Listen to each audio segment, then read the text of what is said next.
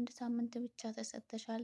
በዚህ በአንድ ሳምንት ውስጥ የምትሄጅበትን አመቻችተሽ ከዚህ ቤት ለመውጣት ተዘጋጂ የሚል መልእክት ደረሳት። ኑኑዬ ውጪ ቆይታ ወደ ቤት ስትመጣ ያላሰበችውና ያልጠበቀችው ነገር ገጠማት። ኤልሳ ኑኑ ውጭ እንደሆነችና ከዛም አልፎ ከወንድሟ ጋር እንደሆነች በዛ ላይ ደግሞ በበቀድመት ክፍል ላይ አዶኒስ ለኑኑ በጣም እንደሚወዳትና እንደሚያፈቅራት በጣም ብዙ ነገርን ሲነግራት በጣም ተናዳ ነበር። አሁን ላይ ኤልሳ የመጨረሻው ውሳኔዋ ኑኑ ከዛ ቤት እንድትወጣ ማድረግ ነው። ለዚህም ደግሞ የተጠቀመችው ዘዴ የወይዘሮ ሄለንን በጣም ውድና አስፈላጊ የሚባለውን እቃ ከወይዘሮ ሄለን ቦርሳ ውስጥ አንስታ ኑኑ ቦርሳ ውስጥ በማስገባት ኑኑን ሌባ አስብላ ከዛ ቤት ተባራ እንድትሄድላት ነው እቅዷ። ይህም ተንኮሏ ደግሞ እውነትና በሰዎች ዘንድ ተቀባይነት እንዲኖረው ከወንድሟ ማለትም ከቤሉል ቦርሳም ውስጥ አውጥታ የተለያዩ እቃዎችን ትደብቃለች። ወይዘሮ ሄለንም የጠፋትን እቃ በተመለከተች ሰዓት ማነው እንደዚህ ሊያደርግ የቻለው? ከቦርሴ ማነው እቃ የወሰደው? እያለች ስትጮህ ኑኑና ቤሉል ከውጭ ወደ ቤት ይገባሉ። በዚህ ሰዓት እንግዲህ ቀደም ሲል መሰረት ለወይዘሮ ሄለን ኑኑ እንደጠፋችና እንደሌለች ስትነግራት ነበር። ኑኑም ወደ ቤት ስትገባ አንቺ ሌባ የኔን ንብረት ሰርቀሽ ከቤት ልትጠፊ ነበር አይደል? በማለት ትጮህባትና በጥፊም ትመታታለች። በዚህ ሰዓት ቤሉልም ወይዘሮ ሄለን ላይ ይጮህባታል። እንዴት እንደዚህ ታደርጊያለሽ? እሷ እኮ ከኔ ጋር ቆይታ ነው የመጣችው በማለት ይናገራታል። አንተ እኮ የወጣህበትን ሰዓት አውቃለሁኝ። በዛ ላይ ደግሞ የማገኘው ሰው አለ ብለህ ነው የወጣሁ።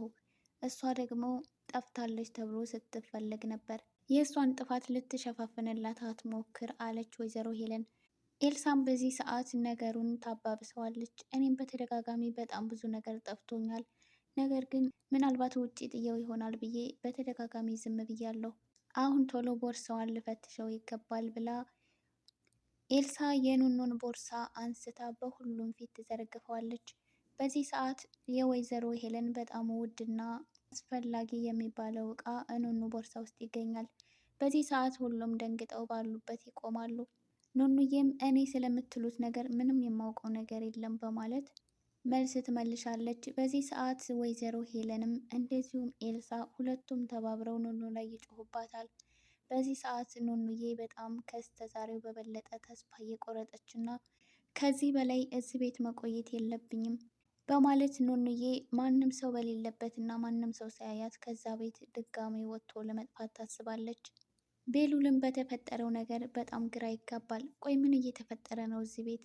በየቀኑ ሁልጊዜ አዳዲስ ነገሮችን እያየሁ ነው ይላል። በዛ ላይ ደግሞ ኑኑዬ ከቤት ስትወጣ ተሸፋፍናና ራሷን ከሰው እየደበቀች ነበር መንገድ ላይ ያገኛት። አሁን ላይ ቤሉል ማንን ማመን እንዳለበት ግራ ተጋብቷል።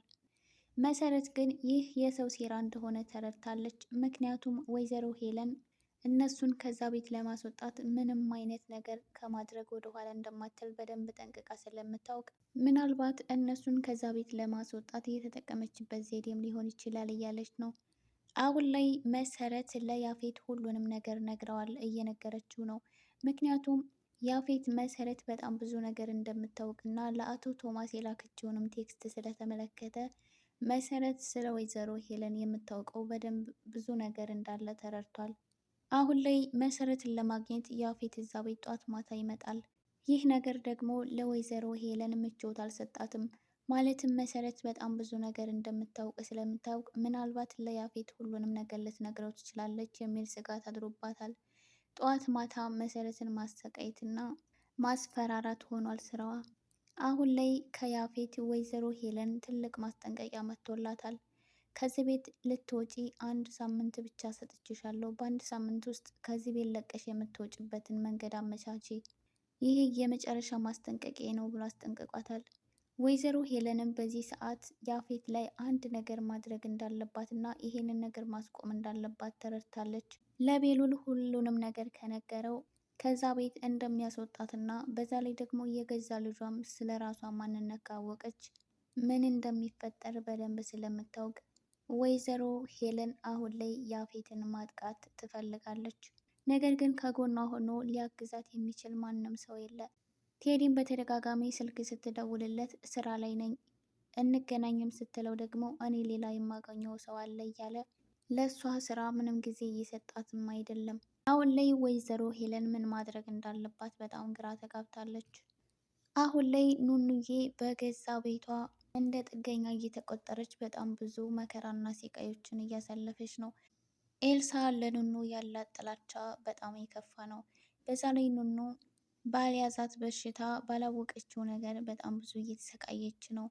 በዛ ላይ ከዛ ቤት መውጣት የምትፈልገው ትልቁ ነገር አንድ ቀን ሁሉም ቢሰሙ ይጠቋቆሙብኛል፣ በዛ ላይ ደግሞ ለምን እንደዚህ ሆንሽ የሚለውን ጥያቄያቸውን መመለስ አልችልም በማለት ያንን ቤት ለቃ ለመውጣት ወስና ነበር። ነገር ግን በአሁኑ አልተሳካላትም። አሁን ላይ ኑኑ የደረሰባትን ነገር ለሆነ ሰው መናገር ይኖርባታል። ወይ ለእህቷ ለመሰረት ወይም ደግሞ ለአዶኒ ብትነግራቸው ከዚህ ጭንቀት ልትገላገል ትችል ነበር። ለቤሉልም ቢሆን ብትነግረው ይህንን ነገር ለማመን በጣም ትንሽ ስለሚከብደው ድጋሚ ሄደሽ ተመርመሪ ማለቱ ስለማይቀር ምናልባት እንዳልተመረዘች የምታወቅበት መንገድ ይፈጠር ነበር። ነገር ግን ኑኑ አሁን ላይ ለማንም ሰው ችግሯን ማናገር አልፈለገችም። የኑኑ ሲቃይ ይበቃል። ከዚህ በኋላ እውነቱን አውቃ ነፃ ሰው እንደሆነች ማወቅ አለባት የምትሉ ይህን ቪዲዮ ላይክ እያደረጋችሁ ሀሳባችሁን ግለጹ። ኑኑ ከዚህ በኋላ መሰቃየት የለባትም የምትሉ አሁን ላይ አዶኒና ቤሉል ትልቅ ቅሬታ ውስጥ ገብተዋል። ማለትም ቤሉል ከበፊቱም ጀምሮ ኑኑን ይወዳታል፣ አዶኒም እንደዛው። በበቀድመት ክፍሉ ላይ እንደውም ስለ ኑኑ ለኤልሳ እየነገራት ነበር። ኤልሳም ኑኑ ከዛ ቤት ለአንዴና ለመጨረሻ ጊዜ እንድትወጣ የፈለገችው ይሄን ከሰማች ወደዚህ ነው። ምክንያቱም ኤልሳ ደግሞ አዶኒን ስለምትወደው ማለት ነው። አሁን ላይ አዶኒ በቤሉል ትልቅ ቅሬታ ውስጥ ገብቷል። ምክንያቱም በተደጋጋሚ አብሮ እያያቸውና እንደዚሁም ደግሞ ኑኑ ላይ የሚያየው ነገር ብዙ ምቾት አልሰጠውም። በዚህ ምክንያት ደግሞ አዶኒ አንተ በጣም ብዙ ነገር አለ፣ እናት፣ እህት፣ ቤተሰብ አለ፣ እኔ ግን ምንም ነገር የለኝም። ስለዚህ አንተ ያለህን ነገር እስከ ዛሬ ተመኝቼ አላቅም፣ ኑኑን ግን እንድትነካብኝ አልፈልግም እያለ ሲናገር ነበር። እንደዚሁም ደግሞ ቤሉልም አዶኒንና ኑኑን አንድ ቀን አብሯቸው ባየ ሰዓት እባክህ አምላኬ በወንድም ያትፈትነኝ እያለ ነበር። ስለዚህ ሁለቱም ትልቅ ቅሬታ ውስጥ እንደገቡ በደንብ ግልጽ ነው። አሁን ላይ ቤሉል እህቱ እንደሆነች ስለማያውቅ ከአዶኒ ጋር ትልቅ ግብግብ ውስጥ መግባቱ ግልጽ ነው። ምክንያቱም ኑኑዬ የአቶ ቶማስ ልጅ ናት። ስለዚህ ለቤሉል ደግሞ እህቱ እስከሆነች ድረስ መቼም ቢሆን አብረው ሊሆኑ አይችልም። ስለዚህ ቤሉል ኑኑ እህቱ እንደሆነች በቶሎ ማወቅ አለበት። ምክንያቱም አዶኒ እና ቤሉል በጣም የሚዋደዱ ልክ እንደ ወንድማማቾች የሚተያዩ ናቸው። ስለዚህ በኑኑ ምክንያት ደግሞ እነሱ ጸብ ውስጥ መግባት የለባቸውም። ፍቅራቸው፣ መተሳሰባቸው እና ቤተሰባዊነታቸው እንዳለ ቤሉል ኑኑ እህቱ እንደሆነች በፍጥነት ማወቅ መቻል አለበት።